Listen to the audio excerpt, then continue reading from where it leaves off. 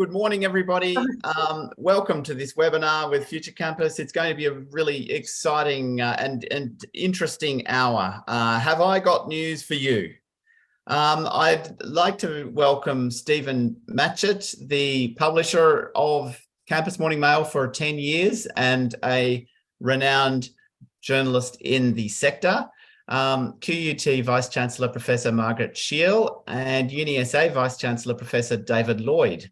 I'm Tim Winkler, and we're really excited to look at the history of CMM, what it's taught us, lessons from it, and some perspectives from both sides of the media fence. Now, before we get underway, I do want to begin by acknowledging the traditional custodians of the lands on which we each are living and working, and pay our respects to the elders past, present, and emerging.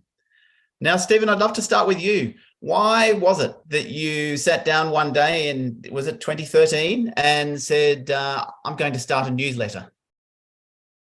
Tim, can I duck that question for a moment and just say thank you so much to Professor Lloyd and Professor Sheil for joining us, because they are two Vice-Chancellors I've always admired. And the reasons for that are they say what they do what they say they're going to do. At the start of the pandemic, David Lloyd sent an all-staff message saying, we've looked at this, we don't know what's going to happen, we think we're going to be okay, and we'll do our best for you. Don't worry, UniSA community, we've got this. Now, that was a very ballsy thing to say. For a start, he didn't really know. He could look at the circumstances, but he didn't really know. But he expressed his faith in his community and his faith in his institution, and he told them that. It was also a very brave thing to do, because there are people like me who weren't going to let him forget he said it if something went wrong, and he did it. He did what he said he was going to do. It's a lesson to university leaderships around the country. It's a lesson they don't offer, many don't learn. Margaret Sheil, extraordinary career, provost at Melbourne, the ARC, leading the ARC. She inherited a pretty well-run university at QUT, and her great achievement there is to build on what she's got and take it in new directions. I think it's fair to say that when she got there, there was some disquiet around the traps. The Courier Mail decided that she was going to be their target of the week for a while. They do that as a matter of course. She kept her nerve, didn't let it get to her, as far as I could tell, it didn't bother her, and she got on, and she keeps talking to the staff regularly. There are always bulletins about what is happening, people moving, and why. It is admirable. I think they're both role models for the sector. Now, having thoroughly embarrassed them both, let me turn to your question, Tim. Frankly, I don't remember. I think, look, I'm very nervous about this conversation because it sounds like I'm putting big noting myself. And frankly, my response to praise, which happens very rarely, is to get under the table and wait for it to finish. I started CMM because I thought there was a gap. I thought there was a gap in the coverage. Nothing wrong with the coverage that was there now. In fact, it was pretty good. It still is. But there was a gap personalising what was happening and bringing issues that wouldn't make the dailies on a headline basis. I only ever wrote one splash about higher education, the splash being the story that leads the paper about higher education at the Australian, and that was the 2013 Labor cuts. Because higher ed then, lesser extent now, but higher ed then certainly wasn't seen as a major public policy, let alone political issue. The Bradley reforms didn't excite an enormous amount of comment outside the sector, at least initially, and yet they were transformative. They were extraordinary. I thought there's a gap to be filled here. That is not disrespecting journalists of what they're covering. They're doing what editors tell them to do in terms of story choice. But I saw a gap that recognised the importance of people's work and people's lives and people's contributions. That higher education is an enormous business. Strike that, people will take offence at that. It's an enormous community of scholars and other workers. They do, and but they often are seen to be working in one, institutional isolation, and two, to a lesser extent, as isolated systems outside the community. What I thought I'd try and do is bring to the higher ed community a sense of their overall engagement and experience and why it mattered. Every industry has important news stories that the world never sees. I have friends in other industries who tell me the sanitized versions of the most extraordinarily interesting stories that the world ever hears. And it's interesting stories rather than scandals. CMM has never been particularly good on scandals. One, it's not my natural style. And two, I leave it to other people. For example, I've kept pretty clear of the great what Vice-Chancellor's paid argument. I think it's a very valid argument. Yeah, I think there are lots of criticisms to be made there, but I don't really have anything to add to that, frankly. So I've tried to keep clear of that, but I've tried to cover the institutional reforms that matter. I've certainly tried to cover at length staff management relations, because they are very important. People get bored with industrial relations, but it's about people's lives. There's a story, I think, this week in your future campus by some bloke called Matchett about working from home for professional staff. And it doesn't seem to be the happening thing that we all assumed it would be. That matters to people's lives. That's really, really important. That's a classic CMM story. I'll stop now. You all go home. That's enough. David, do you remember when CMM came on the scene and what your first impressions were? I do, Tim, because it came on the scene around the same time that I came on the scene in 2013, because I didn't live in Australia before that. And Stephen had moved from the Oz into CMM. And I remember thinking, we had a thing like it called Ninth Level Ireland, which was a kind of a bulletin board, it's more on the scandal and gossip side of things in the Irish system. But CMM was actually very much more about news and proper news and journalism. And so CMM became habit forming. So it became, I think I said this to Stephen after he decided he's going to hang up his boots. It became this de rigueur piece of between caffeination and before you met your chancellor to find out what they'd read in CMM, you'd have to read it first. So who got up earliest knew what was going on. And from a sectoral perspective, it was filling a gap, because the nature of I guess print and if you like web traditional journalism has always been to give higher education that kind of secondary thought on page 9 or page 14 or somewhere in the depth of the broadsheet, whereas CMM was there front and center. It was really our provision of news, and not only about to look in and see whether your success of the week had actually made it in, but also to see what other people were doing. And it was actually more about good news and relevant news than just kind of chaos or calamity. And it never ever took a pot shot at the sector, which was admirable. So CMM for me was every day. This is what I do, and it's you've got big shoes to fill there, Tim, if you're going to step into that space, because the level of engagement and the value that was derived from everybody on this charitable act by Stephen was phenomenal. My line about getting under the table now applies. I'll just drop out of camera range. I'm just trying to make you feel as uncomfortable as you made me feel at the start, Stephen. It's 1-1 now, right? You are succeeding.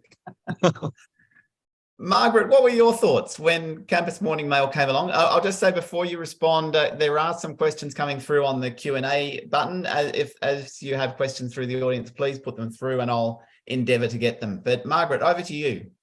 Well, I think, CMM started when we were in the big midst of some pretty big changes at Melbourne at the time. And as Stephen indicated, there was the Labor cuts and then, lots of interesting potential policy changes to come in the ensuing years. And I found that, the value of that curated information was extraordinarily helpful. You don't have to sort of make 5 phone calls or get through various other news and other channels. But I think it was valuable because, as my colleague John Byron wrote in a piece that Stephen didn't want us to publish, saying that with neither jaundiced or roseate, Matchett's eye has always been broadly sympathetic, but rigorously sceptical. And I think that's the value that, and as Stephen said in his outset, there's not a lot of people in the media generally who are either sceptical or are sympathetic or indeed that interested in what universities do. And therefore that value of being both interested, but also you knew that if you had done something challenging or there was something that was newsworthy and appropriate for the CMM, that it would appear there. And whether you sent it or the institution sent it or one of the staff sent it through. And also it meant that, as David said, you came to conversations with colleagues, informed by what was happening elsewhere, whether it was in the pandemic, whether it was in negotiations around workplace and so on, or just in general. And so that's been extraordinarily valuable, I think, even if sometimes because of that skeptical and rigorous journalistic trade that Stephen produces, sometimes it wasn't always flattering, as it has been this morning for some of us. Tim, can I just add there that one of Matchett's laws of journalism is that happy institutions don't leak. Mm. And to my great regret, the University of South Australia and QUT, under Coldrake and now under you Professor Sheil, they don't leak much. Often I've got no idea what's going on there in them, simply because people don't tell me, and they don't tell me because it's explained to them and they're reasonably okay. It's more because there's absolutely nothing going on, Stephen. Nothing on in Adelaide at the moment, certainly not a thing. Now, Stephen, Margaret raised a really interesting question in terms of your interest. You were previously, dabbled in academia. Well, more than dabbled, you worked in. But, what sustained the interest? 10 years, many hours. What sustained your interest during that time? I should play down the engagement with academia. I was like a boy tutor for 3 or 4, 5 years or so at the University of Sydney, sometime in the 17th century. They fired me after the Peace of Westphalia when there were cuts. And I've got a doctorate, and I've probably got a very mediocre doctorate in very obscure 18th century American history. So that's my only real contact with it. Look, I fell into it largely because of the editor-in-chief of the Australian, Chris Mitchell, on a couple of times just needed someone to cover a gap in higher ed, and they just thought, he's been to university, and these are in the days when it wasn't as common. He'll know. And so it could have been anything. Could have been absolutely anything. When I decided I wanted to do something outside the paper, I had 3 candidates. I was either going to do aged care / disability as an industry, the same sort of thing as CMM is now, and defence materiel. And in the end, I just figured higher ed was probably going to be a little easier than both, and something that's probably more interesting. And so I just decided I was interested in doing something that then was still relatively new in terms of the approach, not just in the sense of a daily daily product going out, but also in how I tried to structure it for readers. It was followed not that many years later by a daily news digest by a woman whose name I can't remember, called The Squiz, which is a first-rate piece of work, comes out daily. I have learned a lot from her in the way she structures her daily. But we were always taking a broadly similar approach, and I wanted to see if that would work. I think, look, there'd probably be a bunch of scholarship that Elsevier won't let me read, but there's probably a bunch of scholarship about this that I don't know about. But it seems to me that the way we consume news, not just by platform or indeed by subject, but by delivery, has changed dramatically. I used to worry a lot that I thought I wasn't writing proper stories. There wasn't 500 words of me clearing my throat and then settling in to make Paul Kelly like 27 very important points. And I thought, well, hang on, a lot of people read this on their phones. They read it when they first get to work or indeed at home. They haven't got a lot of time, nor do they care about me opinionating. And what they want is news that's fast, in fact. And what I discovered, to my infinite delight, was they like a joke, which suits me. I mean, and so it was a newish attempt to try and provide serious news in an accessible way. And so what didn't they like? If they did like a joke, they did like news. What did you find that you were surprised people didn't open? Well, CMM comes out as one product, so it's not as easy. I mean, I can break down the individual headlines. I had my highest rating issue about 2 weeks before I shut it down, and that was about a particular university that, in their annual report, just had buried in the footnotes that, oh, by the way, there's a contingency of 90 million. And when you stripped out the accounting language, it was, we think we could owe casuals that much for mistaken underpayments over a period of time, but we're not entirely sure, but there's 90 million there. That issue had an open rate of just over 70%. I checked back to make sure that was right. That was the highest we ever got. They like, believe it or not, campus-based argument, industrial relations. They love pay arguments because, and that's largely driven by a lot of people from a particular campus involved coming to it. But they like that stuff. They don't really like policy. The Accord response will be interesting. I mean, CMM always, its range of opening rated range from about 30, never under 30, 32, 33, up until the high 40s would be the average range. And it's within that routine policy announcement is not particularly. They love, on the whole, problems at the group of 8. They just love it when they see there's something wrong at University of X. They think that's terrific. They're not particularly wild about high policy, as I say. Otherwise, the test for a product like CMM is the test for an old-fashioned newspaper, and that is, we report the news of the day, and if this is the most important story, then we lead with it. Don't really matter if this is not something that everyone's going to love. We are meant to. It would be pompous of me to say that CMM was a journal of record, because I missed too much stuff, and there was only me. And there are a bunch of other much better journalists covering this stuff in great detail. But I did try to be a journal of record. The website's still up there. They're still up there and accessible. And I hope that if people were going through and searching it, I hope you'd get a sense of what was going on over the last 10 years. Sure, I missed things. I dreaded the morning when I look at the papers. Printed online. I said, what did I miss? Stephanie, my long-suffering partner, who none of this would have happened without, her support was just above and beyond. It was just lovely. But Stephanie would probably try and look the other way when she'd hear me downstairs harumphing furiously at my stupidity and what I'd missed. And increasingly what the minister had decided to give to his friends, of which I was never one. Well, what have you learned then about storytelling and how to get the right message across out of all that, in terms of what's the takeout for universities and how they can tell their stories better from what you've learned?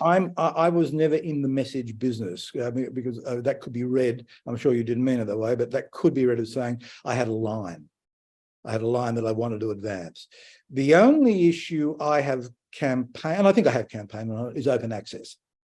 I mean, I think the existing distribution of knowledge and access to it, I think, is just profoundly wrong. It's impractical, it's archaic, and I think it is profoundly wrong. It is privatizing the profits of public knowledge. There are lots of reasons why it's there, lots of reasons why it will continue in various forms. There's no question about that. But I have campaigned for better access to research. Other than that, I hope there are no messages there. I hope people wouldn't see anything that I've actually tried to campaign on or take political stands. I hope you could read it year in, year out and not have a clue who I voted for in the last election. No, well, absolutely. But I was thinking less of the message that you were attempting to impart and more about just clarity of communication. How good are universities at telling their own story, at getting the message across through you and to you?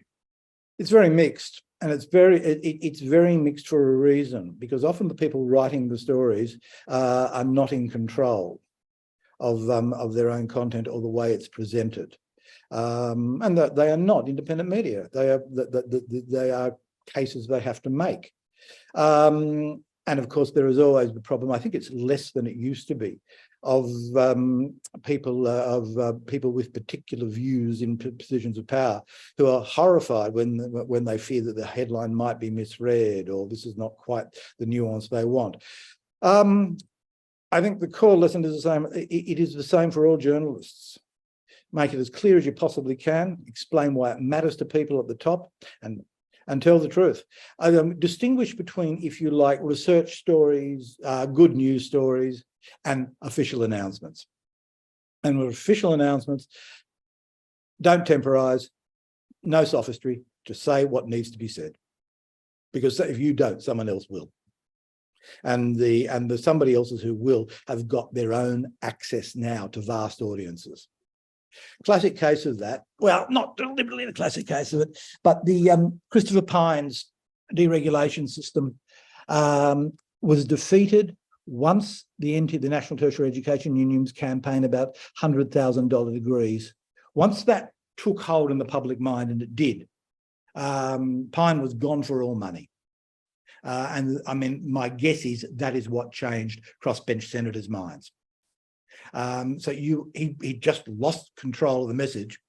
His message was pretty clear. But if you've got a message that where you're trying to temporize or reduce the immediate impact of bad news, don't take the pain. It will go away a lot faster. Margaret, it'd be good to get your thoughts on that. And I should say, David and Margaret, feel free to chip in on questions to Stephen if you have them as we go. Well, questions to them. They've got far more to say than I do.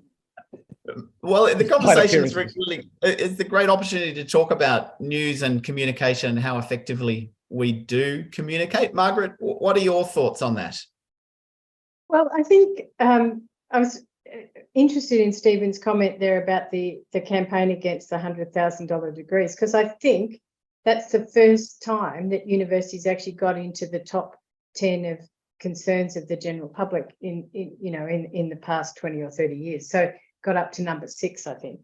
And so part of I think the sort of the challenge of communicating in a sector that's as broad as and as diverse as we are, and particularly when various people have been not so sympathetic to universities, is people listen to what others say about you. And so the reason that that started to become an issue, and it obviously was an issue for the crossbenchers, because it really hit home with the mums and dads about the $100,000 degrees. Interestingly, now when you look at HEX indexation, many kids are sitting with a $100,000 degree, including my own daughter, because she did a couple. But so I think that's something I'm interested in, Stephen. What made people open? What were the headlines that made people open the CMM? Was there a trend to that? Like, no, it was all over the shop. It was driven by the news of the day. I I tried very hard not to clickbait things. I mean, often it's very hard to come up with a news headline for higher ed, because new dimensions in ARC assessment of research policy. It's not aligned with a great future in musical comedy. So there is no pattern. But as I said, headlines are just driven by the news of the day. If it's an important story, even if it is hard to explain, and Lord, some of it is hard to explain, you just go with what you got. I mean, something like I would have never created a $100,000 degree headline myself, simply because of it. It was how do I phrase this? Not wrong, but informed by a case. And so that's something campaigners can make. But for institutions, there must be dozens of times a day where somebody wants to put a given headline on a story and someone tells them no because it might be misinterpreted by somebody in an important position, and no, we shouldn't do it. Well, that's an individual case for balance in that institution. But whenever possible, don't start trying to explain a story with a headline that people just don't want to read, wherever possible. Were you ever inundated with pitch that you had to actually just say, I'm not going to become a banner, a headline, I guess, advertisement for people's good news stories that they want to push through? Or were you able to, just I guess, cut through that kind of good news of the day piece, which I think there's a tendency for marketing units to try and push out and to push out particularly into your channel so that our peers can see what's going on and think, oh God, I wish I was there. Were you inundated? Yeah, pretty much. But that's people's job. I mean, and in the vast majority of good news stories, there is something interesting going on. And that's the challenge, or that's the task, to find what's newsworthy in that. There is an awful lot of virtue signalling, which is hard. It's hard to find news in there, and there is an awful lot of me tooing where they're issuing statements or getting on the phone to try and hype something because the university next door has done it. But on the whole, now, the good news, you look for what is good in those stories. And if it merits it, you run it. I mean, I think there are bunches of statistics that on the number of sources, the number of stories that are sourced from media releases and in broad media. And it is a substantial thing. Morally, you try and just add something to it or question something in that. I never had time to make a bunch of phone calls, but it would be I don't think I ever just ran a press release verbatim. Never do it. So how many press releases would you get in a day, on an average day? Good question. I don't know. 20s, in the 20s. But don't forget, press releases now are not the main source of media comms. It's Twitter. One very important person in the higher education community who was no longer where they were, once I heard the background that they were concerned that I had a source in the upper echelons of the university, and this was causing some concern. I nearly emailed the individual in question just to say, enough, no witch hunts, because I didn't have a source. But a number of people in the organisation tweeted an awful lot, and you could just put things together and work things out from that. Twitter, LinkedIn. I'm not particularly flash with Instagram, and TikTok is a mystery to me. But social media is an enormous source of news, not so much news, but information. One of the things that people like to read in CMM, and I have the numbers on that, is just appointments, who's moved, who's got an award, and I got most of that by just constantly monitoring Twitter. Far more than getting people telling me things. You just found it there. We are deluged with information, and David Lloyd mentioned curation. I think it's a fairly flash word for what I've tried to do, but in my own way, I have tried to give everybody stuff they need to know, and also down to quite small audiences, because I think it's easy to forget that whilst people have allegiance to their institution, they also have allegiance to their academic discipline and their career path. HR people are really interested in HR stories. Biochemists care a great deal about biochemistry, and they are parallel, if you like, allegiances to their institution, which in itself is often comes down to department. I mean, it's like armies. You know, the core unit of an army is a squad of 10 men, 10 persons. And it's the same. Allegiances in universities are often quite small. David and Margaret, do you see that within your own organisations, that same sort of issue, the allegiance to the team rather than sort of a broader affiliation with the institution? Margaret, do you want to go first?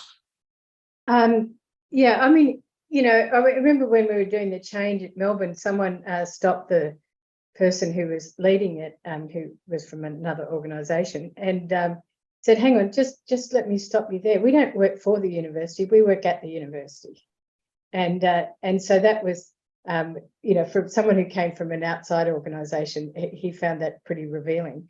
But I think, you know, that link to your core discipline or your colleagues is very strong, you know, and so I think one of the things that I've done with my leadership team, and we did this at Melbourne as well, is to try. It's important to balance actually where your leadership team comes from within academia, so that you have, you know, my DVC's from a business academic, my DVCA, my DVCR is a scientist. You know, we've got different people from the different tribes, and we can also bring those perspectives to our decision making. So I think that's important, and that's also, you know, that's got a whole set of networks that underpin that kind of information flow and sharing as well. I guess over on my side, I've railed against the idea of disciplinary identity for 10 years, and I always will. I think in the same way the Federation is the scourge of Australia, I think disciplines are the scourge of universities, because they were created to make people feel very comfortable in very niche areas and silos about what they knew and what they didn't know, and that created kind of great sets of knowledge. But it just means that you don't get those crosslinks, and I do think that I mean, Margaret hit the nail right on the head there about for or at the institution. In my orientation statements to new staff, I talk about I want them to work for the university. I don't want them to work in it. Right? I mean, if you can work in an organisation, I want them to identify with the mission. I want them to identify with the purpose of the organisation, because I think that endures far beyond any disciplinary piece. And yeah, it's a bugbear of mine. I think that somebody acquires the discipline the day they cross the stage, and we give them a parchment, and then suddenly they become a chemist, right? But ultimately, they're going to go into the wider world where, unless they're in a university and they're engaging with other chemists, they're going to be engaging with lots of other people, right?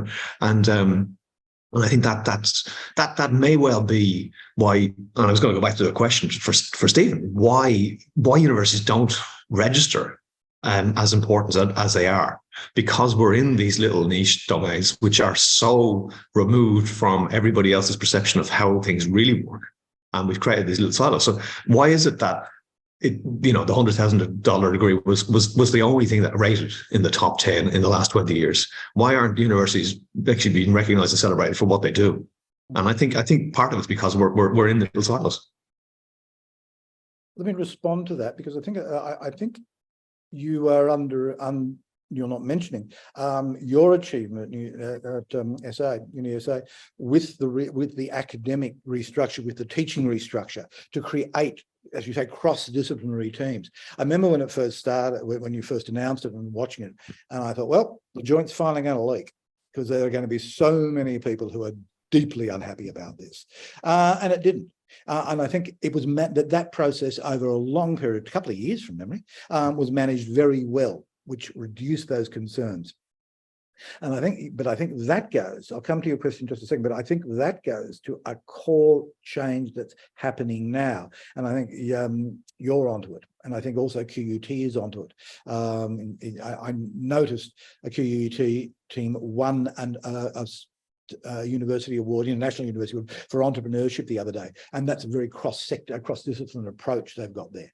Rowena Barrett from memory. Is it Rowena Barrett?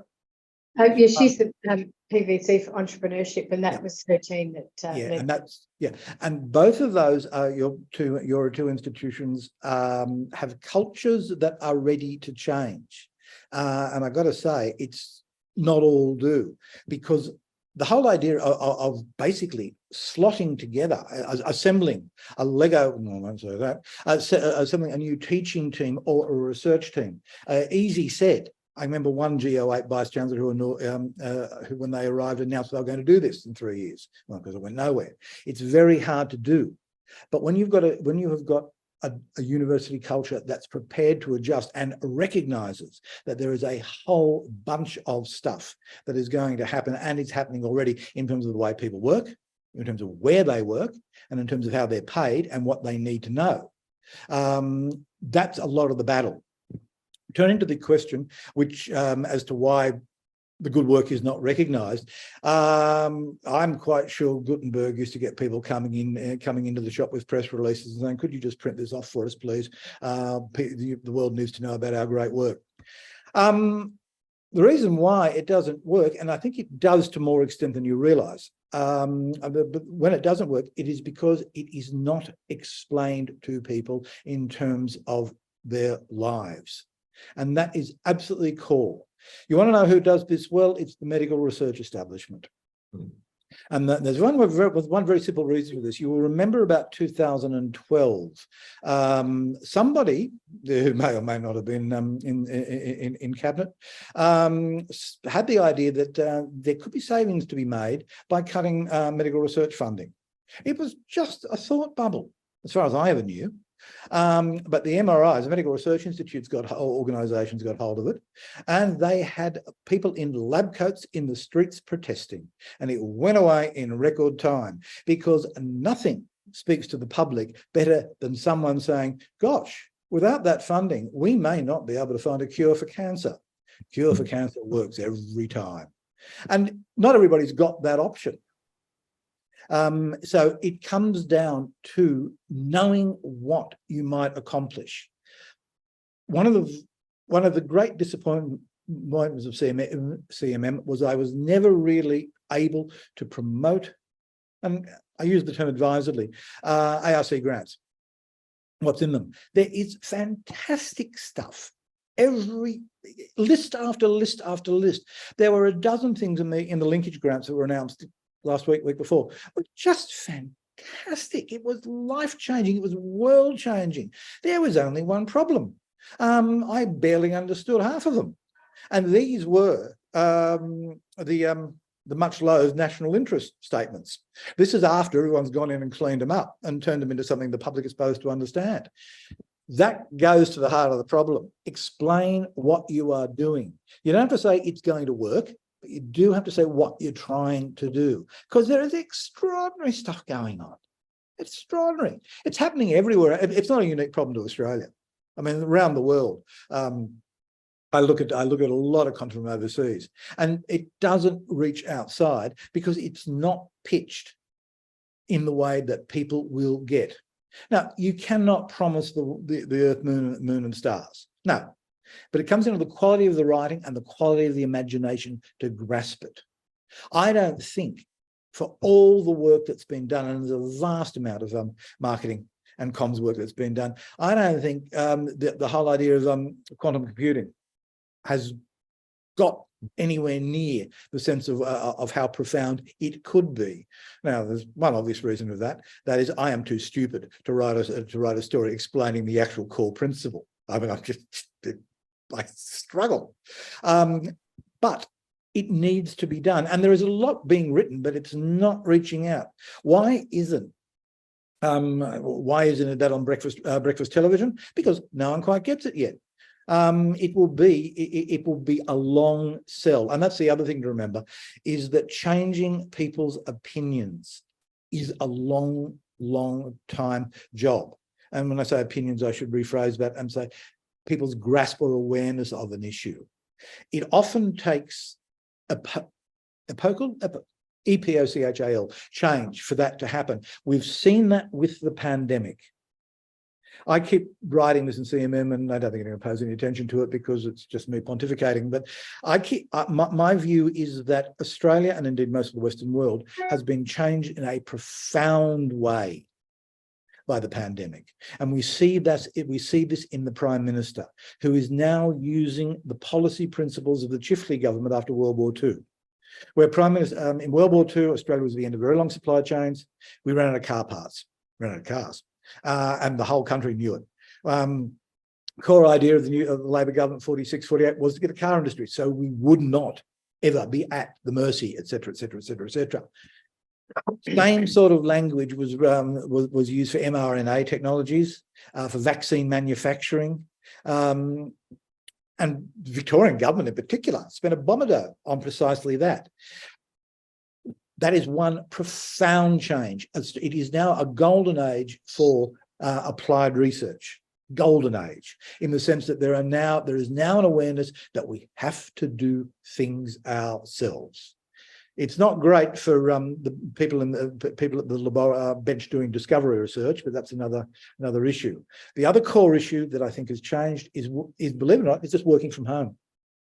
I think back to the office is pretty much a lost cause unless people impose it, because people prefer, not so much for academics because they always had access to those sorts of opportunities, but professional staff, particularly in big cities, who are thinking, well, why am I commuting three and a half, 4 hours a day when I can do it at home with support and we can reorient it? I think the world's changed on that. Did that answer the question, or did I just ramble? Well, yeah, I think you answered several, Stephen. In fact, there's a few coming through from the floor at the moment, and I might just fire a couple of them at you. Could ChatGPT solve this issue about writing about quantum computing in layman's terms? Well, insofar as you can trust it, yes. In fact, it might tell you that the entire solution of quantum computing is daffodils. But when it gets to the point where there is actually a sense of achievement there, yes, I could make it a lot easier. But remember, GPT-4 isn't being widely consumed by the, broadly speaking, voting public. That will take time. I'd argue that it's not current enough to sell quantum computing because its knowledge base doesn't extend into the last couple of years. So I think it might, in a little bit further on, it may well, but it'll be a very interestingly structured exposition. It'll be repeat the question, give you some dot points, and then summarize again, which is all it does. Yeah, but it's a great tool. I mean, it is a great tool for providing. It's like super Google. That raises a really interesting question of the speed at which higher education institutions move.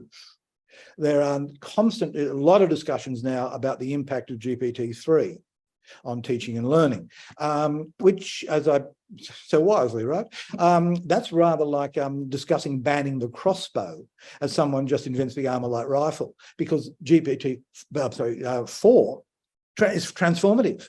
It's got a Socratic teaching function in it.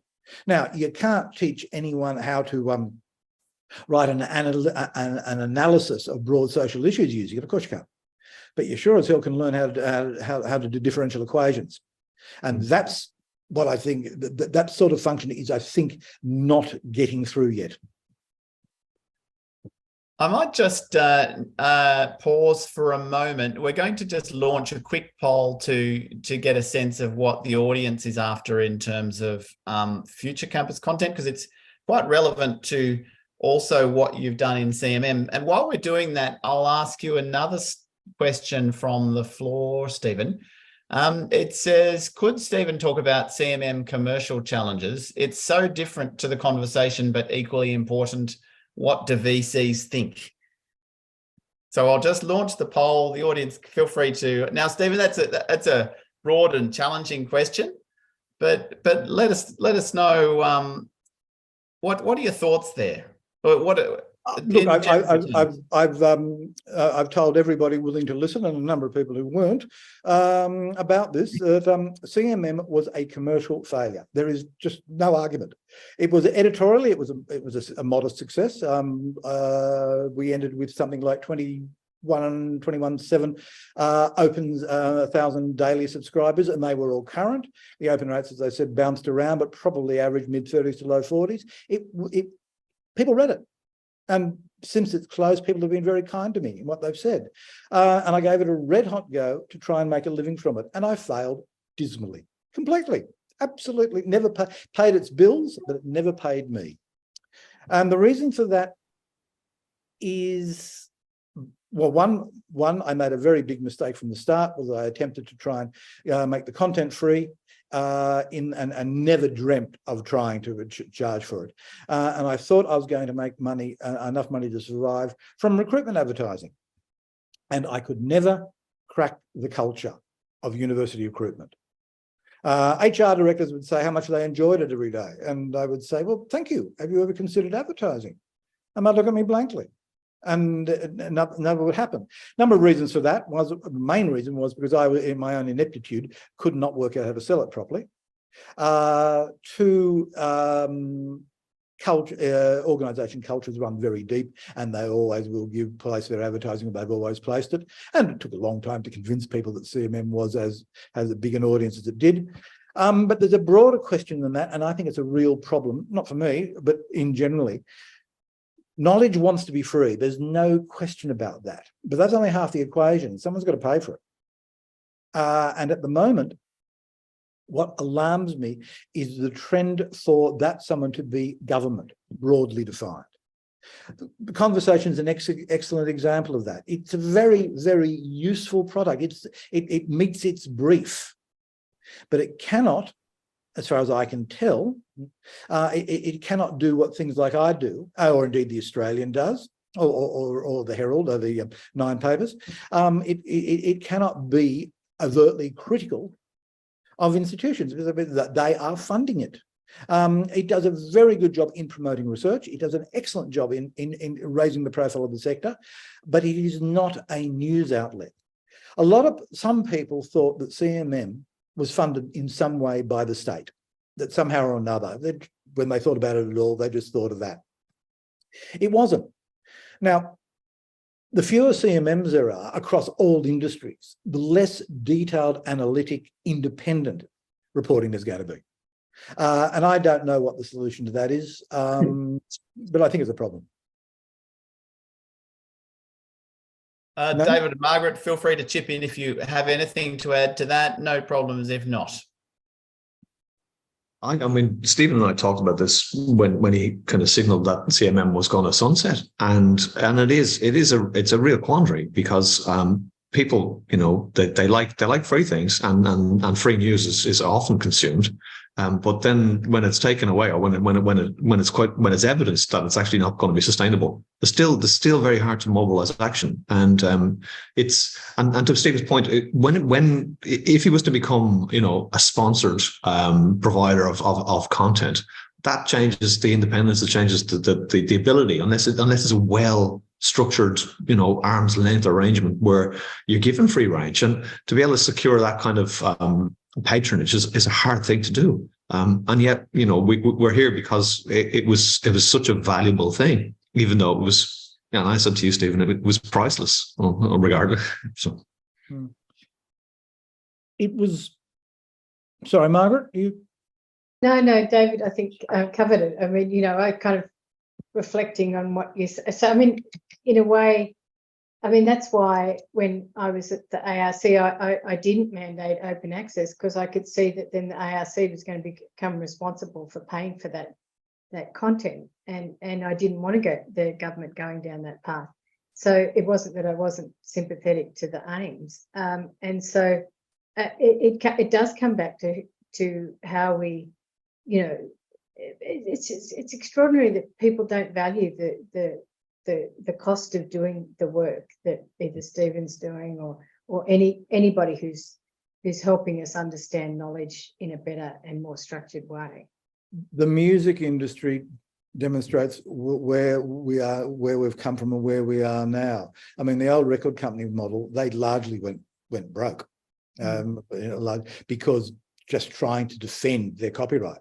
And I mean, it was their copyright, and yet no one seemed to think that it was in fact property theft, that everybody used to pinch music. So the market in the end found a solution with Spotify. Now, it doesn't make individual musicians as much, but there's a vast amount of music out there, and people don't pay very much for it, but they do pay. I think on research, you're quite right. The whole open access movement now assumes that somehow or another, government particularly the Europeans, government will somehow pay for it. And the way they'll do it I think under Plan S in Europe is by just reducing as much as they can what the publishers actually can charge. I think to an extent, and the OA guys won't like me saying this, but I think that the Australian universities, organised lobby, have done a pretty good deal on that. And it's in the sense that people can now publish in a whole range of journals by a whole bunch of companies, and the publication costs are covered by the subscription. I don't know the details of how much this is saving and who's getting their haircut, but it is certainly, I'm starting to see a lot more content being out there under arrangements like that. So something will happen. There will be an evolution of time. I mean, my guess is it took the New York Times probably 20 years of enormous investment to start making money from online publishing. And you look at the New York Times now, it's just this extraordinary empire of different sorts of product, different sorts of sources. I mean, I think they have a cookbook site. They own the Wirecutter, which is like Choice on steroids, and Wordle, which I'm too stupid to do, but everyone does. Something will emerge. A lot of people won't like this. The market will find a way to do it, but we're not there yet. And I'm sort of just collateral damage. I wouldn't get too carried away about it. It's just one bloke putting out a newsletter. Businesses fail all the time. But some way of doing this will emerge. Now, we're getting closer to the end of time. We've had a really good response to the poll, so I'll just share the results of those now. Hopefully people can see them. If not, we've had 82% of people participating. More short news stories is what people want to see. I think, I don't know whether this is because we have attracted a CMM audience or that CMM tapped into the zeitgeist of the HE workforce, but what is here is quite similar to what CMM has, I think. Stephen, can you see those results? Yeah, I can. Yeah, I don't think there's anything there particularly surprising. No, there's nothing there that surprises me.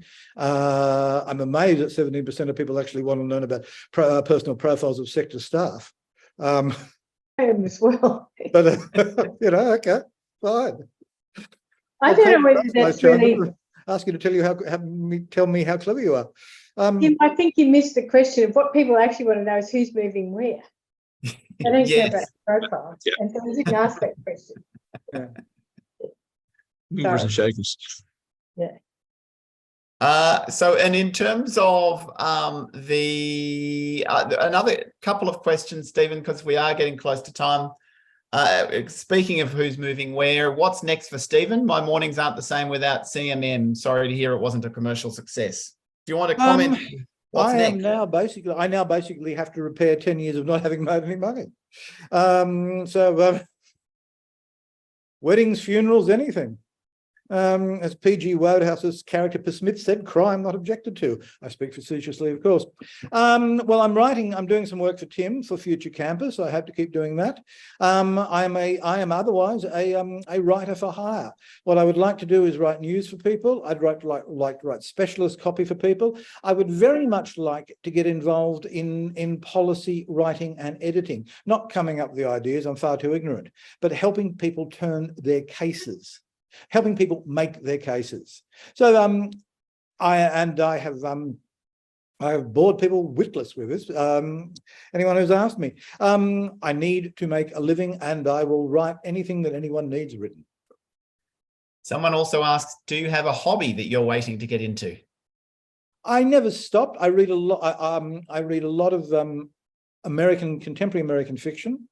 I read a lot about 18th century American politics.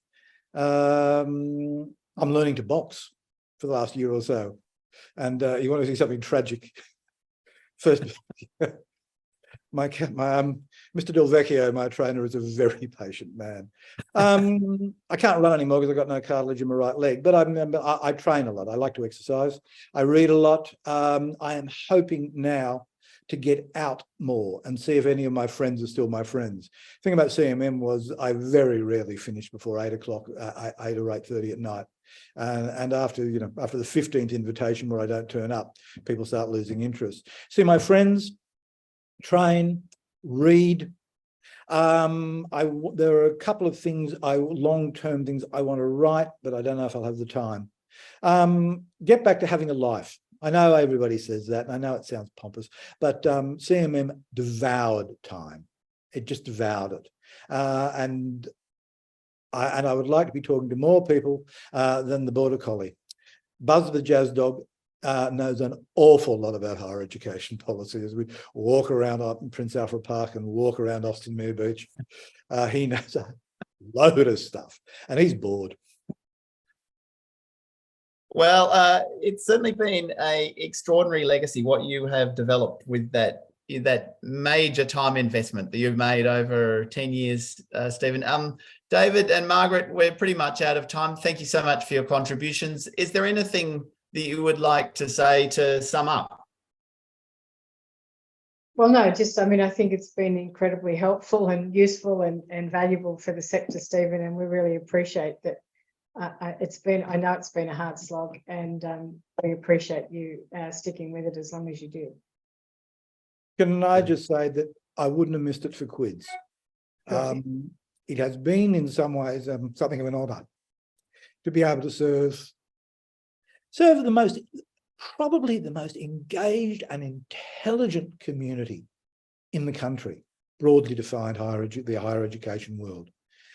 People complain a lot about their jobs, and they complain about their lives and what they're missing. But the contribution people who make and facilitate teaching, learning, the creation of knowledge is profound. It is what has changed the world utterly since the world my father was very young when my grandfather was born. My grandfather was taken out of the line at the height of the German offensive in 1918. He grew up in that world. The transformation that we live in a bare century is complete. It's wonderful. And it is all down to the cultures that you two are part of and the communities that you lead. Anyone out there listening, thank you very much for the privilege.